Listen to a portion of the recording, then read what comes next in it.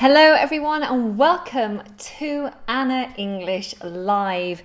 It has been a while, I've missed you all very much, but I hope that you have continued on your English language learning journey.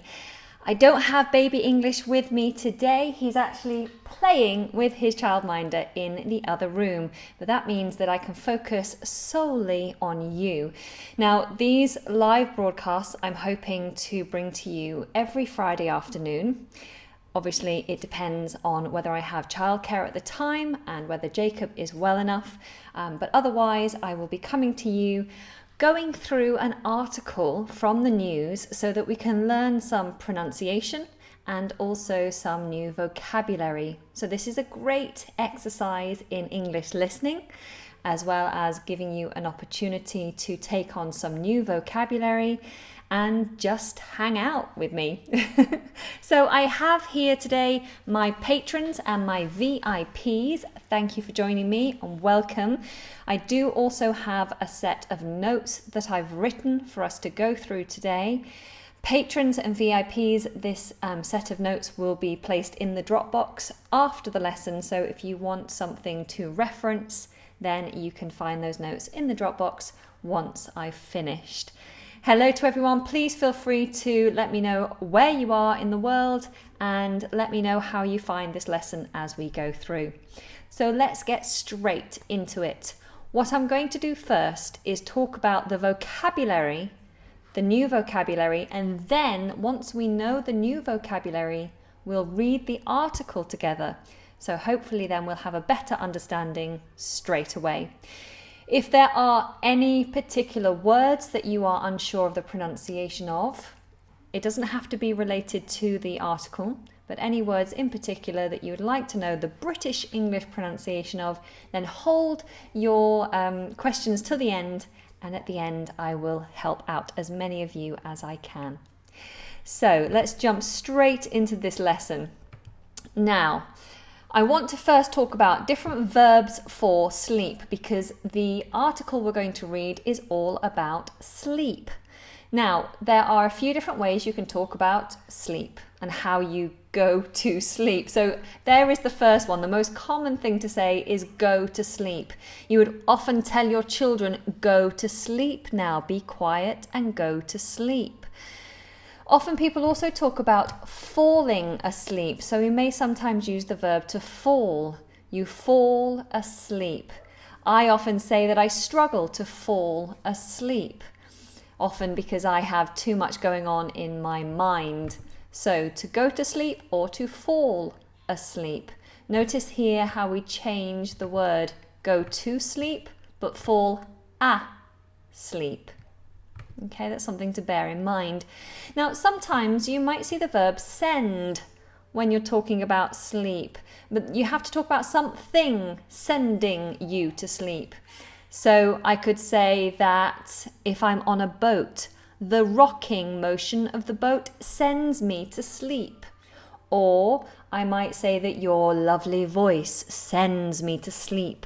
Or I might say this lesson is so boring, it sends me to sleep. So you can use send as a verb for getting into sleep, but it has to be something that sends you.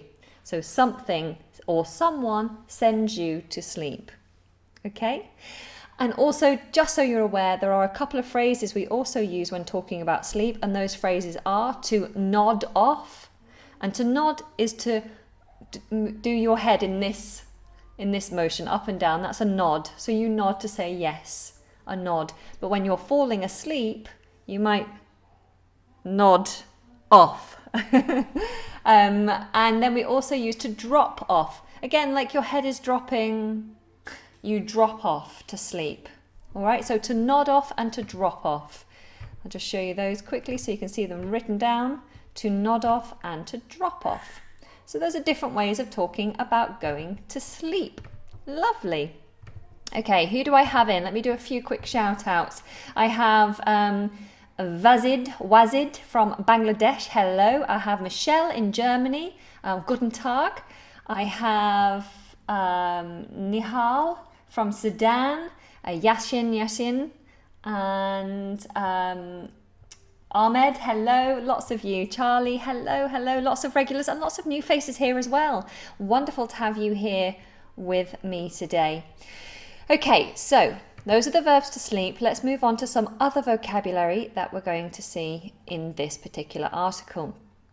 We have the first one. Again, this is sleep related, and it's the word lullaby. Have any of you heard this word before? Lullaby is a noun, and it means a tune, a soft, sweet tune that helps a baby go to sleep. If any of you are familiar with the song Twinkle, Twinkle, Little Star, that is a lullaby. It's something you might sing to a baby to help the baby to fall asleep. Okay, do you have any famous lullabies in your country? If so, please do write it in the comments. Do you sing a version of Twinkle, Twinkle, Little Star, or is it specifically an English song? I'd love to know. Okay, so lullaby is very similar to the next word, which is lull, to lull. It's a verb and it means to calm or to soothe. We often use this phrase when we say this phrase here, to lull me into a false sense of security. This is a very common saying, or to lull you, or to lull someone into a false sense of security. If you lull someone into a false sense of security, it means that you soothe them, you calm them, and you make them feel like they're secure, like they're safe. For example, when I play my game of squash, I'm a very good squash player.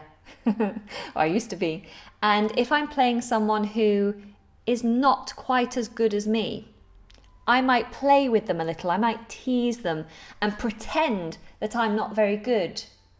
I think that's called being a shark. But I might pretend that I'm not very good, so they think that they are going to beat me.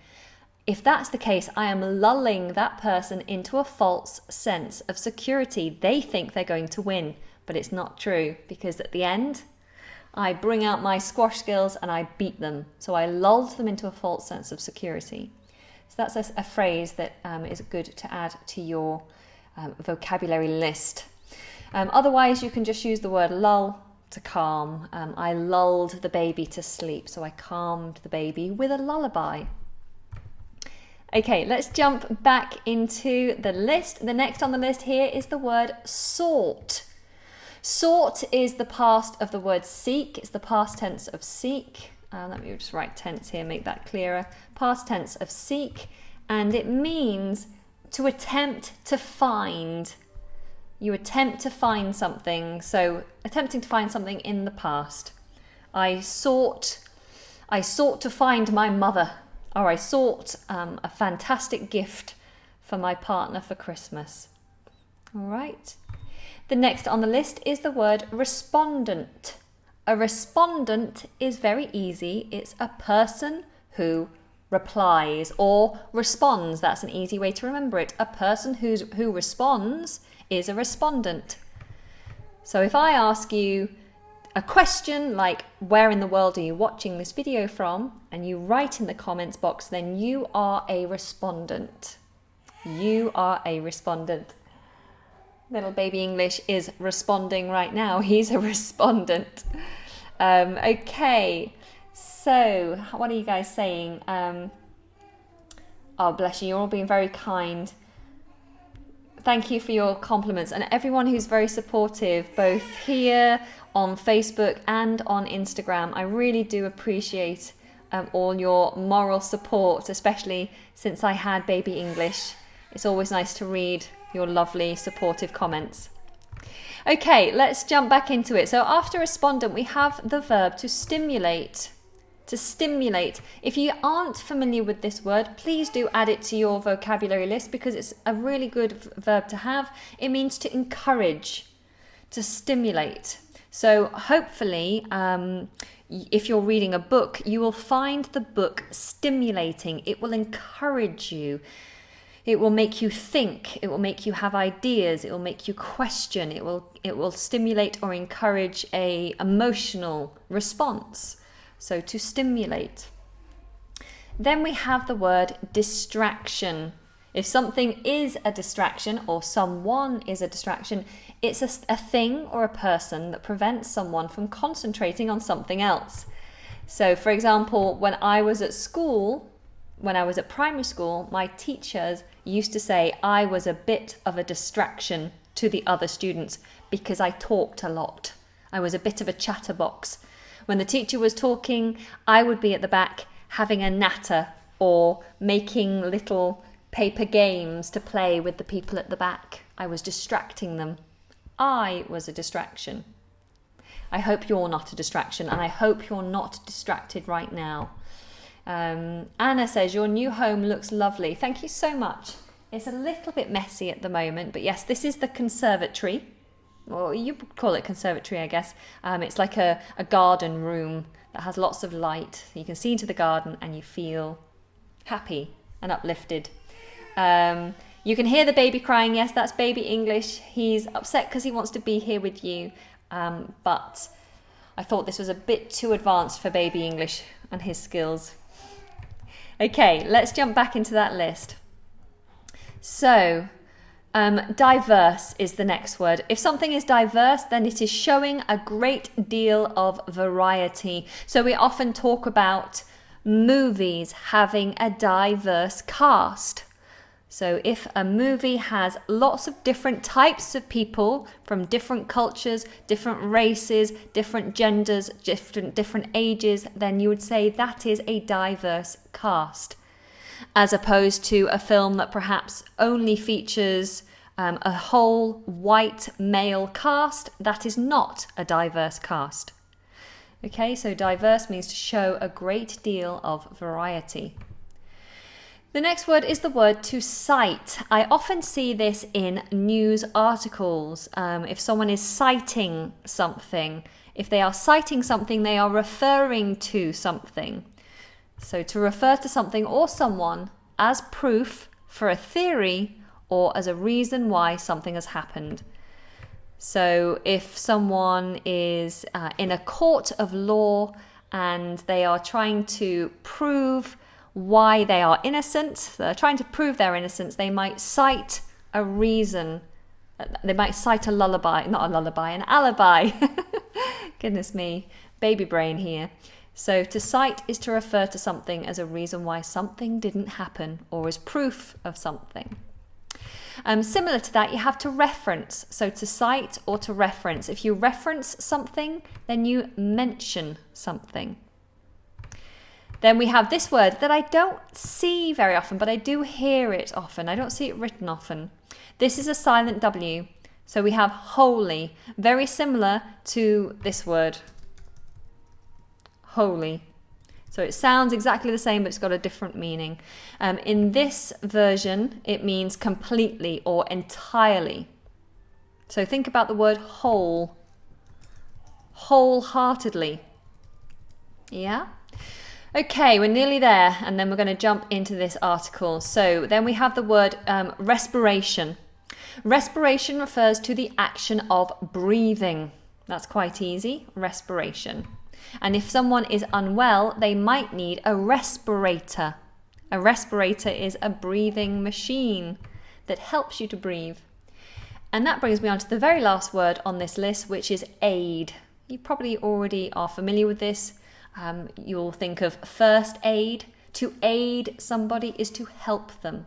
So I came to your aid, or I am an aid, or I need first aid. It just means help. Okay, so there we go. Let's just have a quick recap on those words. Let's have a look. So we have the verbs to sleep, to go to sleep, to fall asleep, to send you to sleep, to nod off and drop off. For that you might listen to a sweet lullaby, which will lull you to sleep. I sought a lullaby yesterday to sing to my lovely baby. If you respond to something, you are a respondent. If you encourage, then you stimulate. And then we have something being a distraction. It takes your attention away from what you're supposed to be focusing on. Diverse, meaning variety. Then this difficult one, to cite is to refer to something, to act as proof. To reference, which is to mention. Wholly, which means completely, but is very different to this word. Just bear that in mind. And respiration, the act of breathing. And then aid, which is another way of saying help. Fantastic. Lovely jubbly. Okay. Lots of you saying that you're glad to have me back. I am very glad to be here. I have missed you.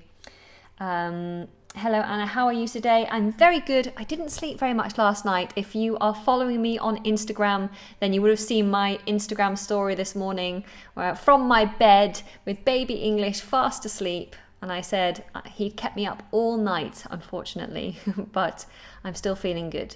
So that's all right. Thank you for asking. Okay, so now we understand that vocabulary.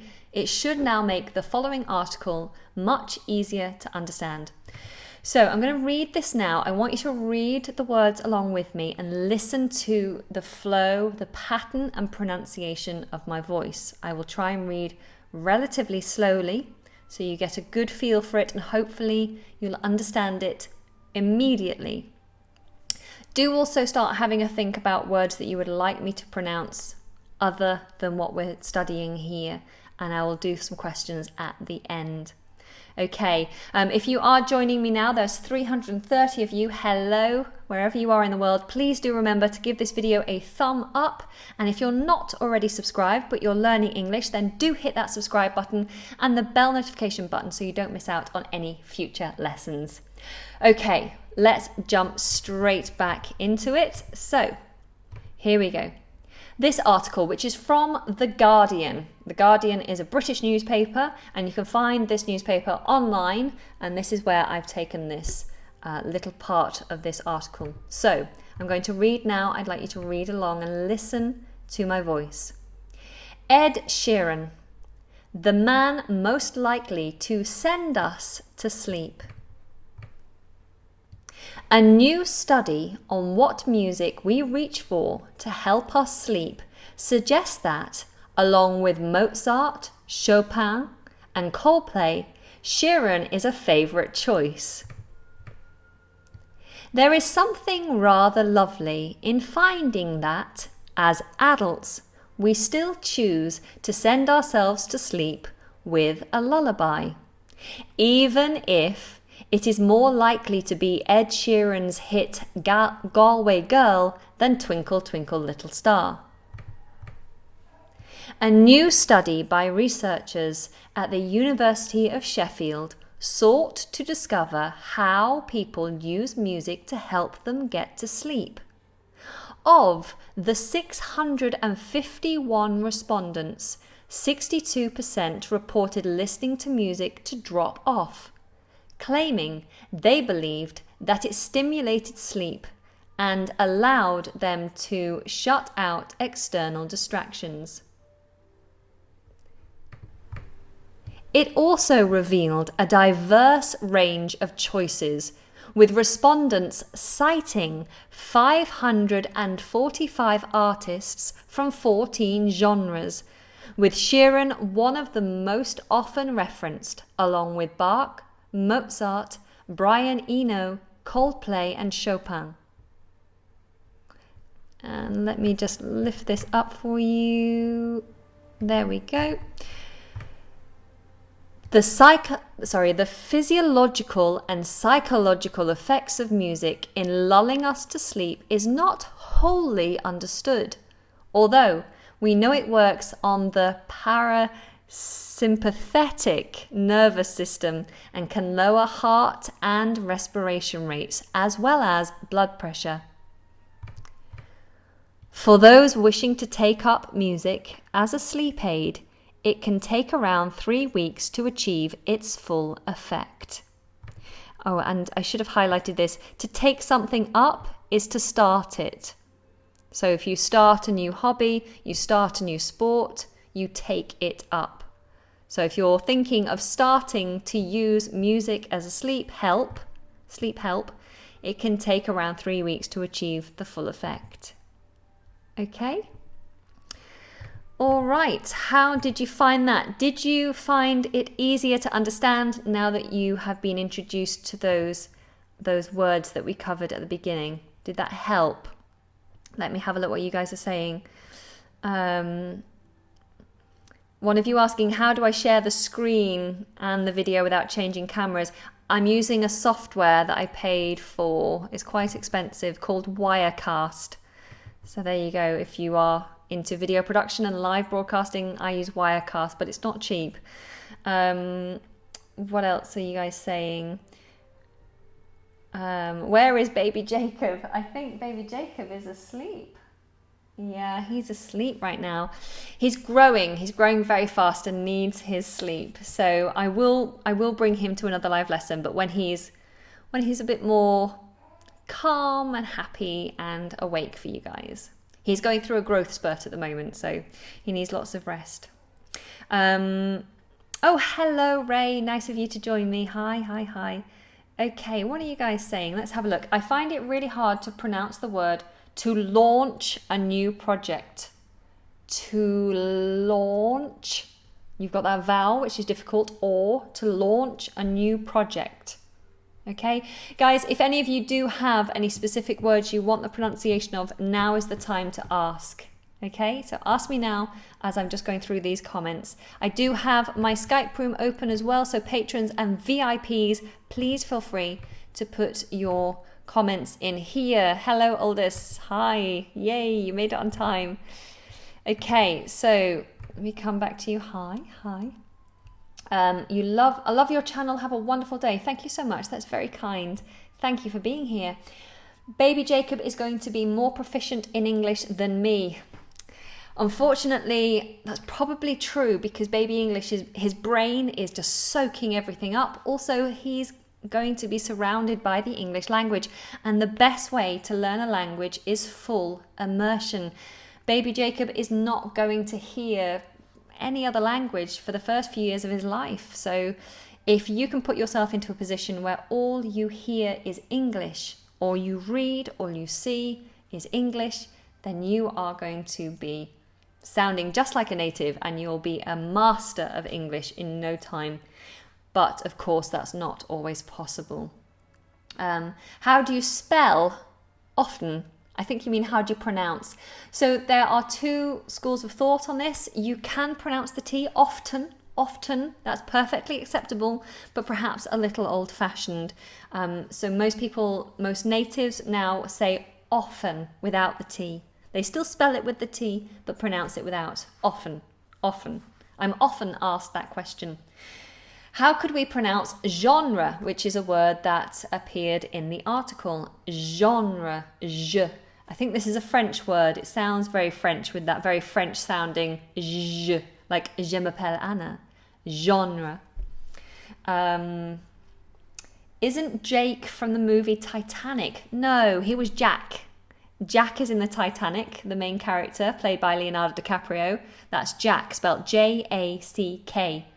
Jake is a different name altogether. Okay. Could you?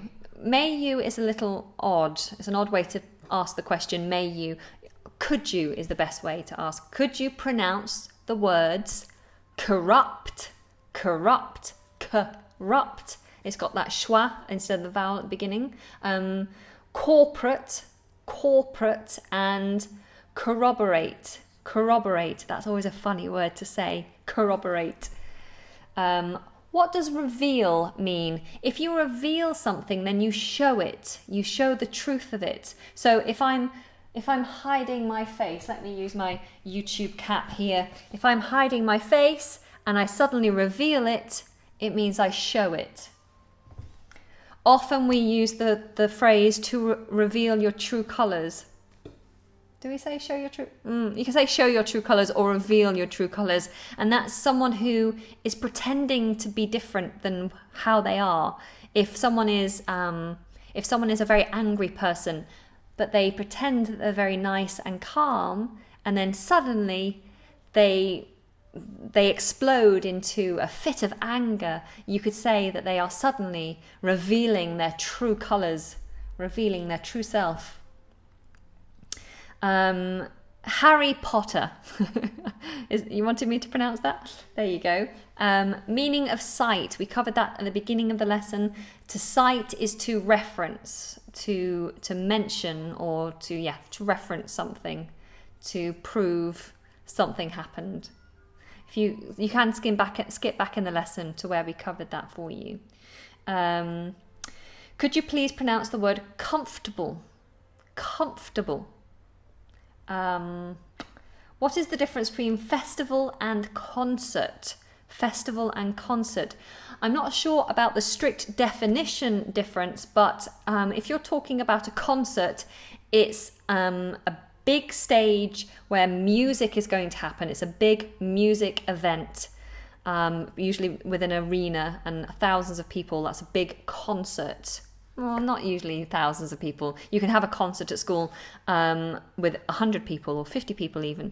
But I think the focus is on one musical thing happening. Whereas a festival it's more like a celebration. A festival may involve a performance, but a festival can also have shops and stalls. It can have interactive activities. It's a celebration, a festival.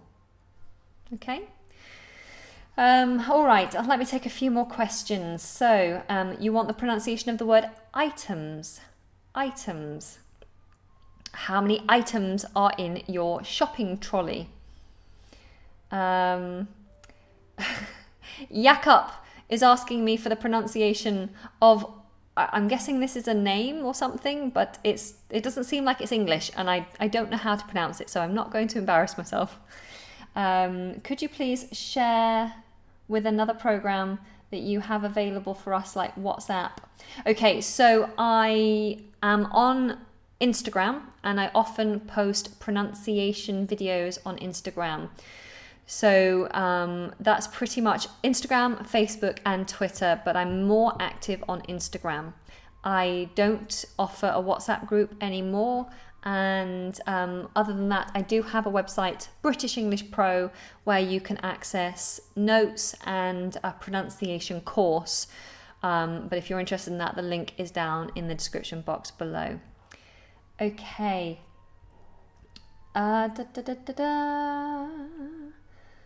Oh gosh, so many comments. I'm sorry if I've missed your comment. It's just the comments box is moving down so fast. I'm just going to take this opportunity to say a huge thank you to my VIPs and to my patrons for your support, especially through these last few months when I haven't been as active. A lot of you are sticking by me and continuing to support me, which is greatly appreciated. So thank you very, very much. And if you are interested in offering your support and joining the VIPs and the patrons, there are rewards available, including joining the Skype group, where I talk more often to my Skype group. And also you get access to the notes from each month as they go along. So if you're interested in helping out in that respect and getting access to those rewards, you can via the link in the description box below. Okay, should we pronounce Chopin in Polish? I'm not quite sure how, I think we pronounce it Chopin, but I'm not sure. So if I'm wrong on the pronunciations of those names, forgive me. What sign are you? I'm a Libra.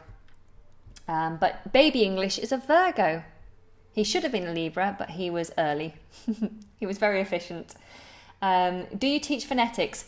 I do have a video on the IPA, which is the International Phonetic Alphabet. All you have to do is go to my video tab and type in IPA and you will find that video if you want help with that. Could you please pronounce the word shadow? Shadow. Me and my shadow. Then we have the word, I love this word, soiree. A soiree, which is, I think, a French word again, and it means a get-together. You have a little soiree. It's like a little party, a bit posh. Good afternoon. How's the baby? Jacob is absolutely wonderful. Thank you very much. If you didn't already know, Jacob has his own Instagram account. So if you are interested in baby English and his development, then do go and follow him on Instagram.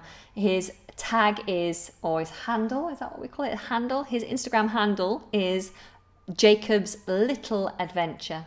Jacob's Little Adventure. He would love to have your support over there on Instagram. Okay, what else do you want pronouncing? Could you recommend some books for pronunciation? Learning pronunciation really has to be done through the ears. I think using books for pronunciation is just more work than it needs to be.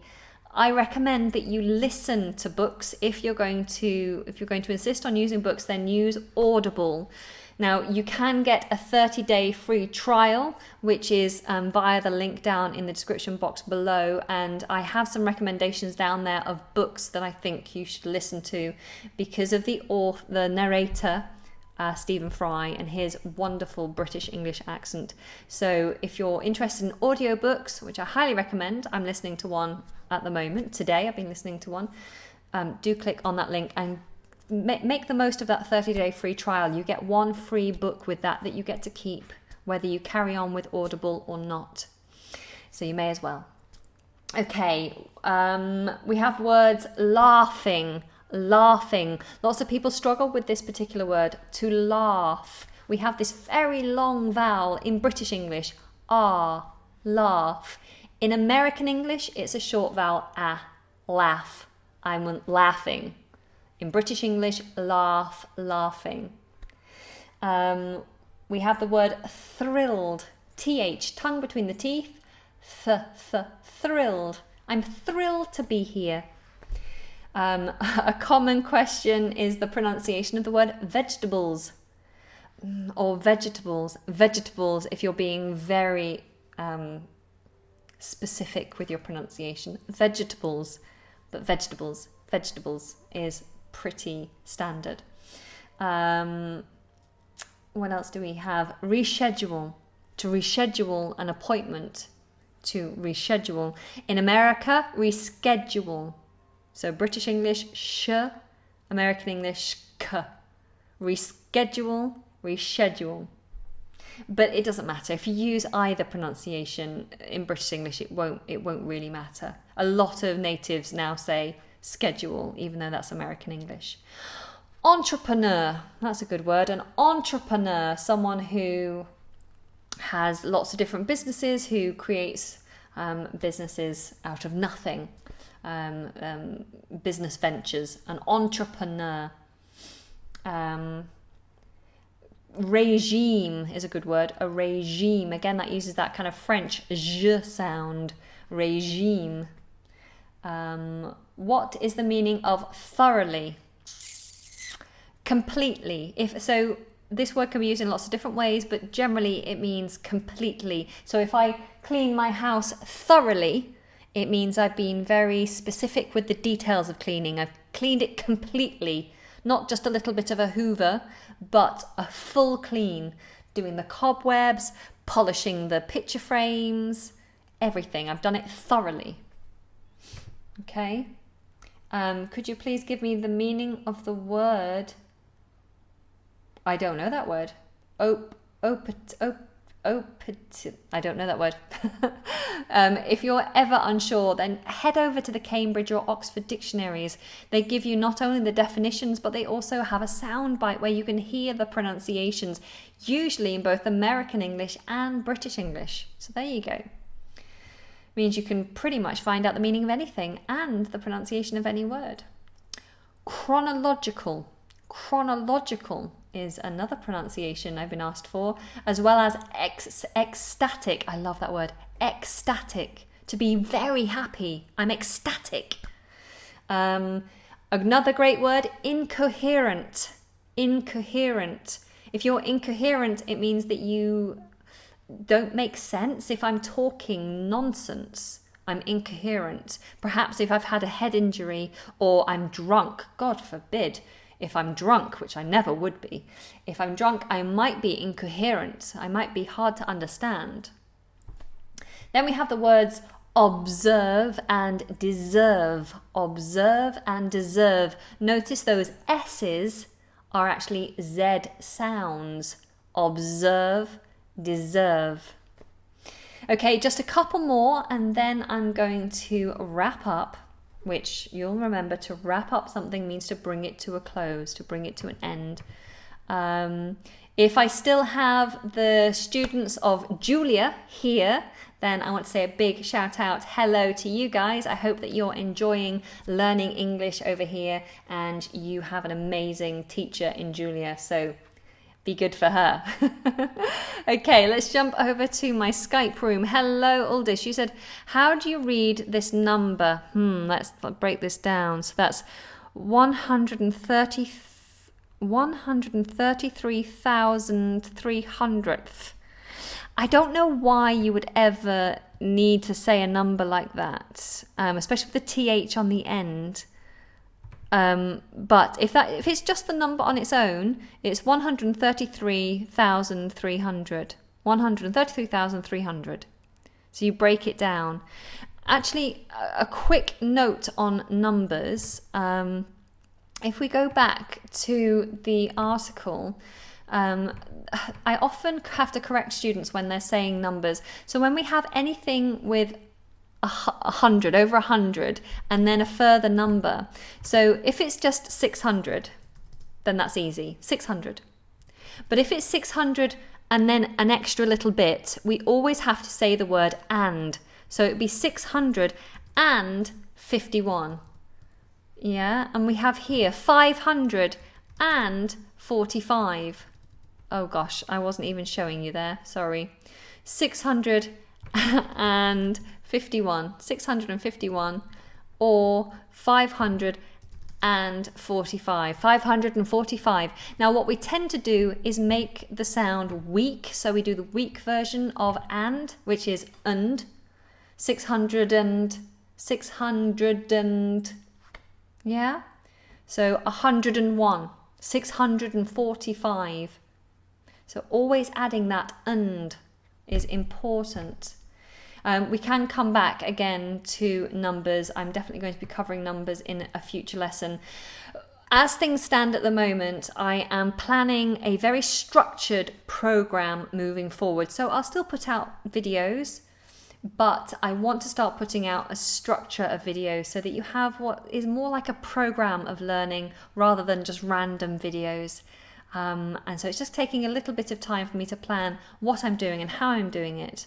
But that is the plan moving forward, to cover the basics, to cover grammar, to cover a whole plethora of pronunciation videos, and just to be very thorough so I haven't missed anything. And that's ideally where we're going to be at in 2019. Okay, I'm going to take one more pronunciation. And how do you pronounce necessarily? That's a good one. Necessary and necessarily. Necessarily. Necessarily. Okay, that's a little bit of a mouthful. Okay, I do apologise if I haven't managed to read out your comment, but I don't want this lesson to go on forever because I miss my baby and I want to see that he's okay. And the next time I'm live, hopefully he will be awake enough to come and say hello. So thank you very much for joining me. Once again, thank you to my patrons and VIPs. Don't forget, these notes are going to go into a Dropbox. So VIPs, look out on the community tab for the link to the new Dropbox where you can access these notes. And VIPs, do please make sure you join the Skype room. Again, the link is in the community tab, but I'll put a fresh link in there for you. Thank you so much for joining me, everyone. Please do give this video a thumbs up. And if you think it would be helpful to anyone, then I would appreciate if you click that share button and share it with anyone who might find it helpful. Thank you, everyone. I will speak to you again soon. Take care. Lots of love from London. And when my software catches up, I will be able to say goodbye. Here we go. Thank you guys. Bye for now.